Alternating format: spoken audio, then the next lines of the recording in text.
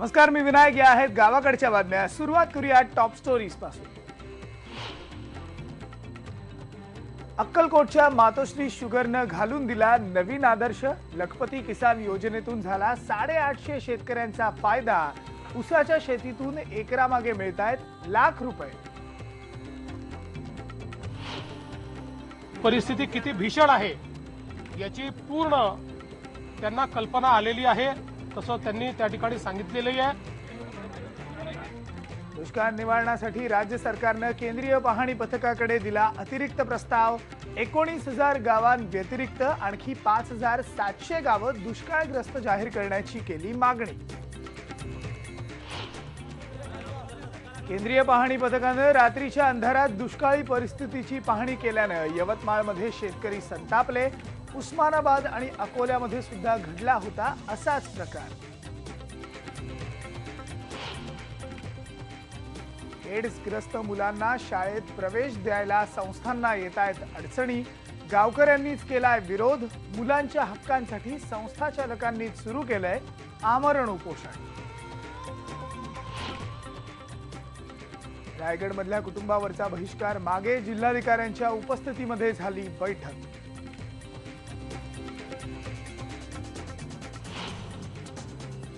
आणि अहमदनगर जिल्ह्यामधल्या राजूरमध्ये भरलं डांगी जातीच्या जनावरांचं भव्य प्रदर्शन.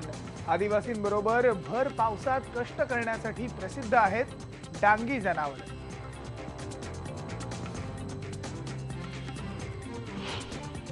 पण सुरुवात करूया एका पॉझिटिव्ह बातमीपासून. सोलापूर जिल्ह्यामधल्या अक्कलकोटच्या मातोश्री शुगर या साखर कारखान्यानं राज्यामधल्या साखर उद्योगाला एक नवीन आदर्श घालून दिलाय.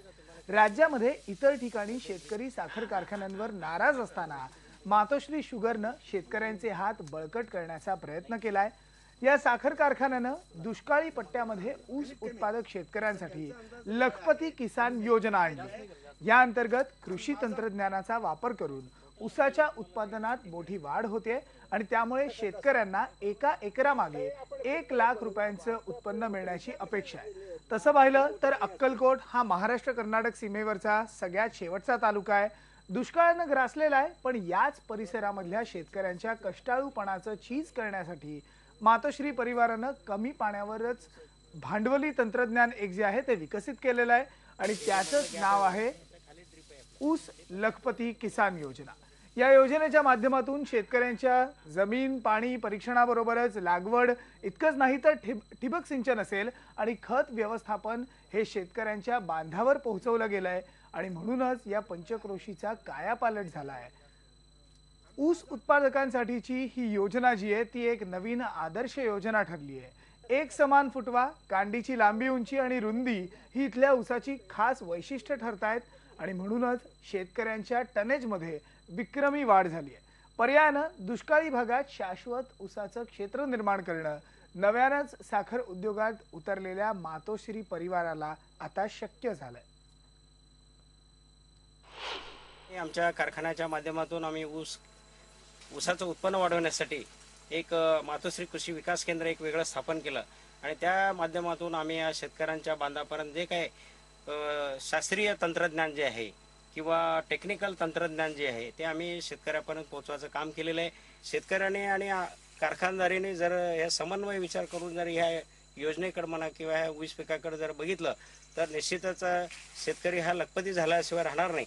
असं म्हणून आम्ही ह्या स्कीमला त्याचा खर्च जाऊन एकरी जो काय झालेला आहे खताचा तो खर्च जाऊन त्याला 1 लाख रुपये निव्वळ त्याचं उत्पन्न त्याच्या पदरात पडणार आहे.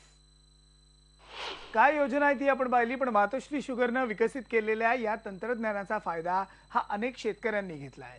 इंगळीचे इनोंदगी कोठे हे त्यापैकीच एक आहेत.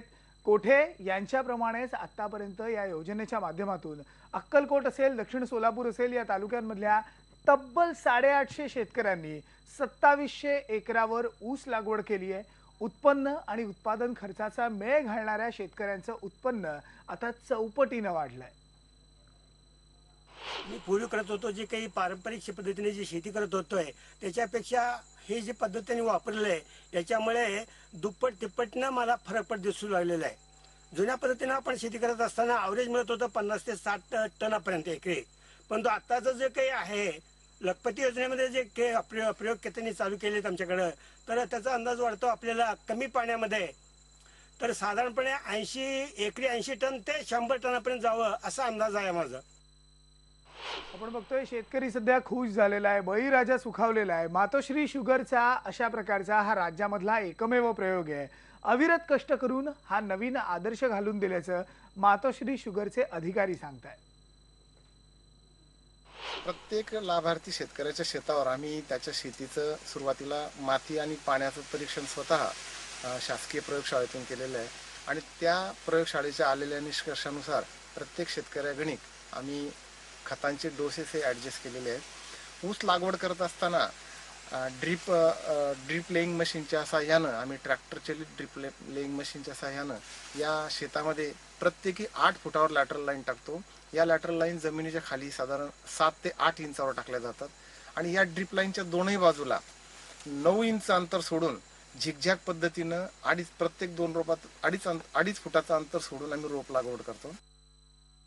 एकीकडे आपण बघतोय शेतकरी आनंदात आहे, प्रतिकूल परिस्थितीवर मात करत तो आता उभा ठाकलेला आहे. पण चंद्रपूर जिल्ह्यात जर आपण पाहिलं, कर्जबाजारीपणामुळे आत्महत्या सुद्धा शेतकरी करतोय. भद्रावतीमध्ये एका 50 वर्षांच्या शेतकऱ्यानं आत्महत्या केली आहे. नापिकी आणि कर्जबाजारीपणामुळे निळकंठ लेडांगे या शेतकऱ्यानं विष पिऊन आपलं आयुष्य संपवलं. लेडांगे यांच्याकडे 4 एकर जमीन होती, पण दुष्काळामुळे हाती काहीच आलं नाही. त्यातच 60,000 रुपयांचं कर्ज त्यांच्या डोक्यावर होतं आणि म्हणून निराशेतून त्यांनी आत्महत्या केली. आल्यानंतर वावरात गेला. नंदुरच्या बँकेला 30,000 आहे, बाकी असे आहे 1 लाख रुपये कर्ज. बाबा मला सांगत होते त्या 2-3 दिवसाच्या अगोदर कर्ज कसं फेडायचं, पीक नाही काही नव्हतं. बाबाला म्हणलं एवढं हे नाही करायचं, पण बाबाने जास्त हे करून घेतलं होतं. मी भद्रावतीला गेले असता बाबा शेतामध्ये गेले होते. नंतर आलो, बाबाला भेटलो होतो. नंतर मी बाहेरगावी निघून गेलो होतो. बाबांनी औषध घेऊन आत्महत्या करून घेतली होती. नापिकीमुळे शेतकऱ्यांनी आत्महत्या केली. एवढी विदारक परिस्थिती या संपूर्ण विदर्भात अशी झाली की शेतकऱ्याला पाणी मिळत नाही, वेळेवरती वीज मिळत नाही आणि सरकारच्या माध्यमातून योग्य भाव सुद्धा मिळत नसल्यामुळे हा परिस्थिती निर्माण झालेली आहे. आपण बघतोय शेतकरी सध्या त्रस्त झालाय, काय करायचं कळत नाहीये आणि त्यामुळे तो आपलं जीवन संपवतोय. राज्यात दुष्काळाची परिस्थिती आहे आणि याच दुष्काळी परिस्थितीची पाहणी करण्यासाठी केंद्राचं एक पथक सुद्धा आलेलं आहे. अकोला आणि उस्मानाबादमध्ये केंद्राच्या दुष्काळ पाहणी पथकानं रात्री उशिरा ट्रॅक्टरच्या प्रकाशात दुष्काळाची पाहणी केली होती आणि या प्रकारावर सगळीकडनं टीका झाली होती. तरी सुद्धा यवतमाळमध्ये पुन्हा एकदा याच प्रकाराची पुनरावृत्ती झाली. 4:30 वाजता पाहणीसाठी पथकाचं आगमन होणं खरं तर अपेक्षित होतं, पण प्रत्यक्षात रात्री 7:30च्या सुमाराला हे पथक पोहोचलं. शिवाय पूर्वनियोजित जो कार्यक्रम होता त्यानुसार नागेशवाडीची पाहणी करणं हे अपेक्षित होतं, पण तिकडे न थांबता पथक मुडना या गावी पाहणीसाठी आलं. म्हणून नागेशवाडीचे शेतकरी चांगलेच संतापले. त्यांनी प्रचंड घोषणाबाजी करत नागपूर तुळजापूर राज्य महामार्ग अडवून धरला. संतापलेल्या शेतकऱ्यांनी पथकावर प्रश्नांची सरबत्ती केली. तेव्हा नमतं घेत पथकाला नागेशवाडीला सुद्धा यावं लागलं. दरम्यान उशीर झाल्यामुळे नागेशवाडी आणि मुडनाच्या शेतांची पाहणी सुद्धा ट्रॅक्टरच्या, गाड्यांच्या आणि बॅटरीच्या प्रकाशातच करावी लागली. यानंतरची बातमी आहे महाराष्ट्राची मान शर्मेनं खाली घालावी लागणारी. एड्सग्रस्त मुलांना, HIV बाधित मुलांना शासकीय निवासी शाळा तसंच सरकारी हॉस्पिटलमध्ये प्रवेशासाठी 5% आरक्षण असावं या मागणीसाठी रवी बापटले यांनी उपोषण सुरू केलंय. लातूर जवळच्या हासेगावमध्ये बापटले सेवालय ही संस्था जी आहे ती चालवतात आणि या संस्थेमध्ये सध्या 62 HIV ग्रस्त बालकं आहेत. या मुलांच्या निवासाचा, आरोग्याची, भोजनाची आणि शिक्षणाची संपूर्ण जबाबदारी जी आहे ती सेवालयानं उचललेली आहे.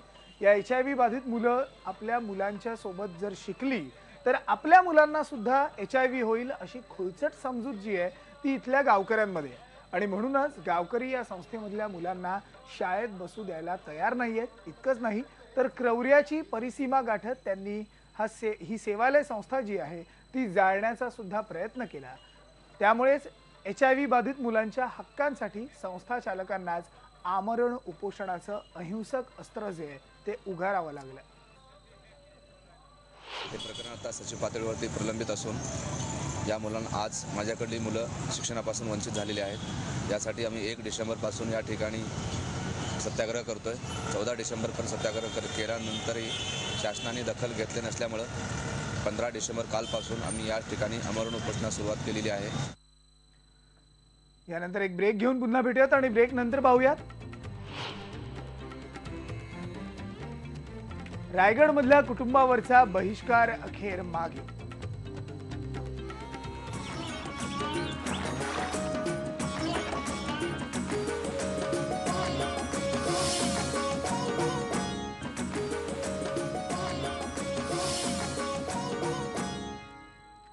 त्यानंतर एक ताजी बातमी आता येते. परभणी जिल्ह्यामध्ये अल्पवयीन मुलीवर बलात्कार झाल्याची घटना घडली आहे.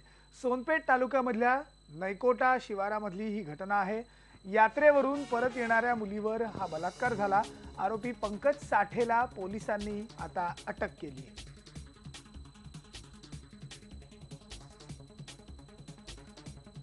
या संदर्भात आपण बोलूया. आपल्याबरोबर आहे आपला परभणीचा रिपोर्टर पंकज क्षीरसागर. पंकज, काय नेमकी घटना घडलेली आहे? विनायक, काल संध्याकाळची घटना आहे ही. चंदन, सोनपेठ तालुक्यातील चंदन या गावातील अल्पवयीन मुलगी काही ह्यांच्यासोबत घरच्यांसोबत यात्रेहून घरी परत असताना या 20 वर्षीय युवकाने या मुलीला बळजबरी उचलून शेतामध्ये नेले आणि त्या ठिकाणी तिच्यावर बलात्कार करून तिला धमकी दिली की कोणाला सांगितलं तर तुला जीवे मारू म्हणून.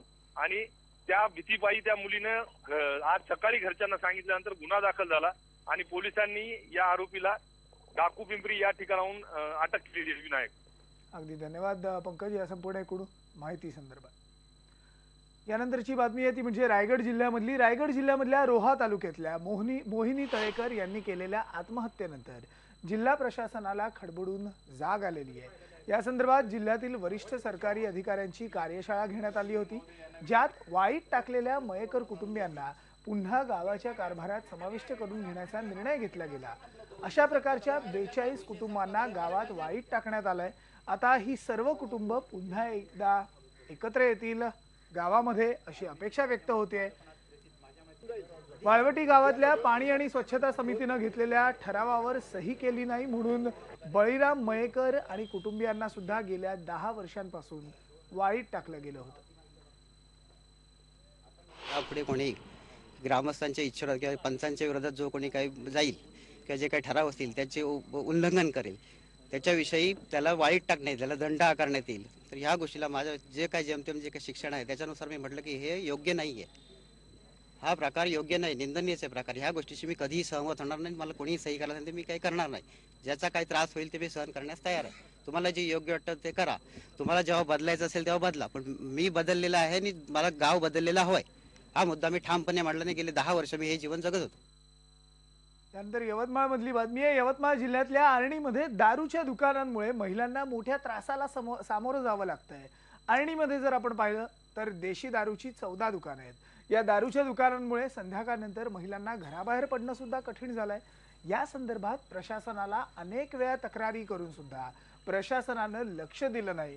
उलट आणखी एका दारूच्या दुकानाला परवानगी दिली गेली. नगर परिषदेनं सुद्धा या दारूच्या दुकानासाठी ना हरकत प्रमाणपत्र दिलंय आणि त्यामुळे गावातल्या महिला चांगल्याच संतापलेल्या आहेत. सध्या मी यवतमाळ जिल्ह्याच्या आर्णी या ठिकाणी आहे. त्या ठिकाणी आधीच काही दारूचे दुकान आहेत आणि एका पुन्हा नवीन दुकानाला या ठिकाणी परवानगी देण्याचं षडयंत्र नगर परिषदेकडून रचल्या जात आहे. ज्या परिसरात या दुकानाला परवानगी देण्यात येत आहे त्या ठिकाणच्या महिलांना इथल्या आधीच दारूच्या दुकानाचा कशा पद्धतीने त्रास होतोय हे आपण त्यांच्याकडून जाणून घेऊया. मी मोगे साहेबांकडे पण तक्रार केलेली आहे आणि पोलीस स्टेशनला दिली, नगर परिषदला दिली, आणखी तहसीलला पण दिलेली आहे, यवतमाळला दिली. बरं, काय त्यांनी प्रशासनानं काय सांगितलं तुम्हाला? त्यांनी आतापर्यंत अजून माझ्यापर्यंत कुठलेही असं हे आलेलं नाहीये माहिती. आम्हाला त्रास म्हणजे दारू पिऊन दारूची हे नवीन जे दुकानं खुलत आहे, जुने ते बंद नाही होत, नवीन नवीन खुलत आहे. त्याच्यामुळे अतिशय त्रास होते मुला बाळांना आणि लहान मुलांना. आणि कमी वयातनी जो महिला विधवा होतात तर काय करायचं त्यांनी, त्याच्याबद्दल हे दुकान नसलंच पाहिजे. यापूर्वी इथं 2-3 दुकाने आहेत, त्यांचाच खूप त्रास आहे आणि शासन अजून नवीन दुकानाला परवानगी देत आहे. तर हे परवानगी द्यायला नाही पाहिजे. त्यानंतर एक ब्रेक घेऊन पुन्हा भेटूयात आणि ब्रेक नंतर पाहूयात. ब्रेक नंतर बघूयात अहमदनगर जिल्ह्यातल्या राजूरमध्ये भरलेलं डांगी जातीच्या जनावरांचं भव्य प्रदर्शन.